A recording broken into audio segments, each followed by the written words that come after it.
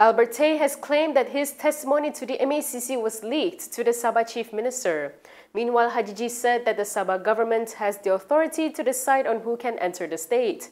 Umno Youth will not be attending the Anti-Urban Renewal Act rally organized by PAS. Stay tuned for this and more on KiniNews. Businessperson Albert Tei has accused the MACC of harboring rats who had leaked his confidential testimony to Sabah Chief Minister Hajiji Noor. In a press conference this morning, Tei said he was stunned when Hajiji referred to the contents of his MACC statement during an event in Kota Kinabalu last December. Hajiji Noor telah mengeluarkan ucapan secara terbuka hari itu, masa itu, bahawa beliau dimaklumkan apabila saya yang terlibat dipanggil ke pihak SPRM, saya tidak mengaku saya buat itu. Bayangkan sudah dipanggil SPRM tetapi tidak mengaku.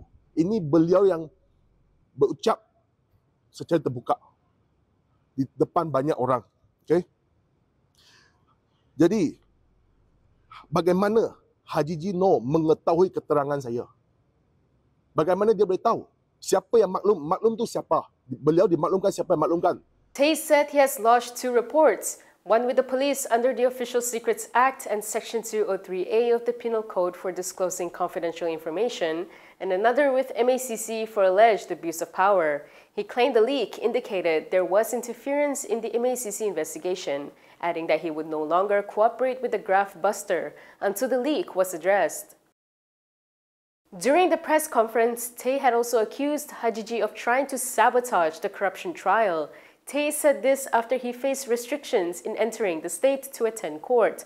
When asked about this, Hajiji said that Sabah has the authority to decide on who can enter the state. Hajiji reportedly told reporters in Kota Kinabalu today that the state government has absolute power to decide who can or cannot enter Sabah. He added that enforcement would only follow after security agencies submitted complete reports and information. Yesterday, Tei's lawyers revealed that the business person was initially barred from entering Sabah upon arrival at the Kota Kinabalu airport.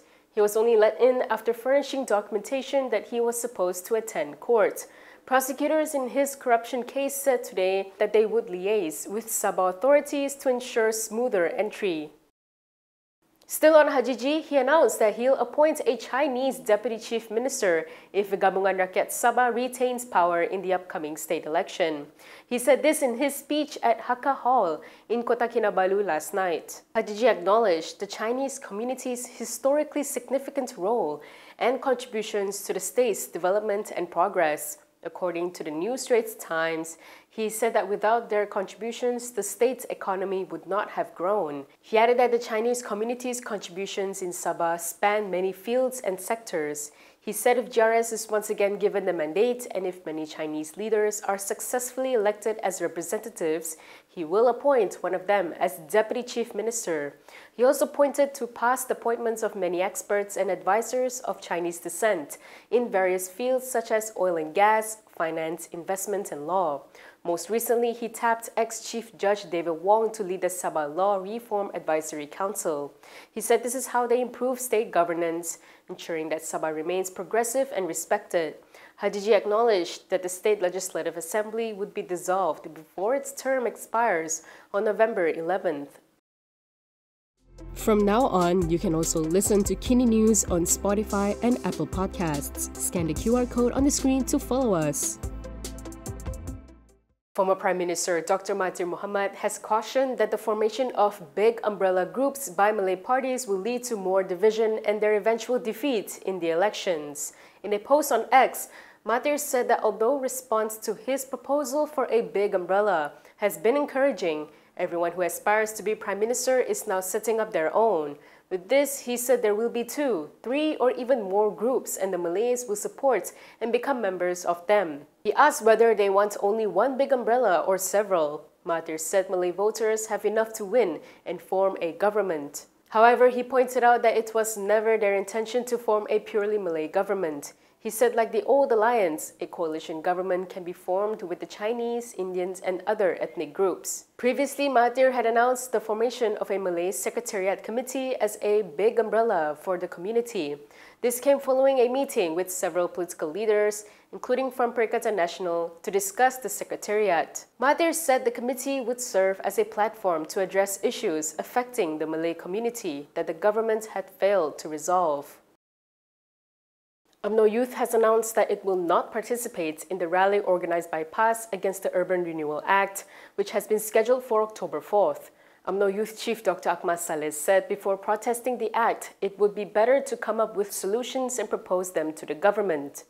Sebelum kita nak himpunan, saya tak menghalang untuk buat himpunan, tapi lebih baik sebelum kita nak buat himpunan, nak panggil kita semua bersama dalam himpunan, lebih baik kita datangkan dengan satu solusi. Kita adakan meja bulat, kita duduk bersama, PAS ada cadangan dia, UMNO ada cadangan dia, dan kita rangkumkan cadangan yang terbaik dan kita serahkan kepada kerajaan. Dan jika kerajaan tak nak terima cadangan kita ini, maka saya memberi komitmen bahawa kita akan bersama-sama untuk membantah urah ini. Sebab apa? Kita nak yang terbaik untuk rakyat. Daripada kita duduk berhimpun tapi kita tak ada satu solusi, dia akan mendatangkan keburukan kepada rakyat. Akmal had also highlighted how his party had formed a committee earlier this month to discuss matters related to the bill, with UMNO Vice President Johari Abdul Ghani appointed as the committee chairperson. He added that BN is holding a roundtable at a convention today addressing urbanization, the URA, and how it relates to the survival of urban Malays. If you like the stories we produce, consider supporting us by subscribing to Malaysia Kini. Click the link in the description below or scan the QR code on your screen to subscribe.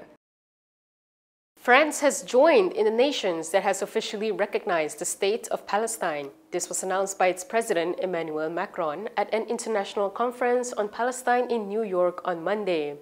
According to the BBC, in his speech, Macron reportedly said that the time for peace has come and nothing justifies the ongoing war in Gaza. The conference was co-chaired by France and Saudi Arabia and aims to reaffirm international support for a two-state solution as well as mobilize backing for its implementation. Meanwhile, CNN reported that UN Secretary-General Antonio Guterres had called the situation in Gaza intolerable. He reportedly said that a two-state solution is the only way out of this nightmare. He added that a statehood for Palestinians is a right, not a reward, and without it, there will be no peace in the region. So far, a total of 153 out of 193 UN member states have announced their recognition of Palestine. On Sunday, the UK, Canada, Australia, and Portugal also made an announcement on the matter.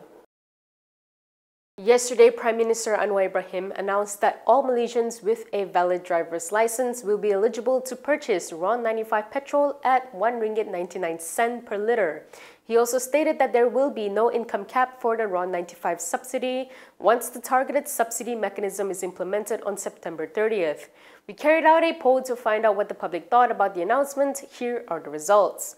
61% of voters said that it was a good move that will benefit all Malaysians. 20% felt that it's unfair and argued that the higher income groups should pay more. 17% support the initiative and said that they hope the subsidies will actually help the people.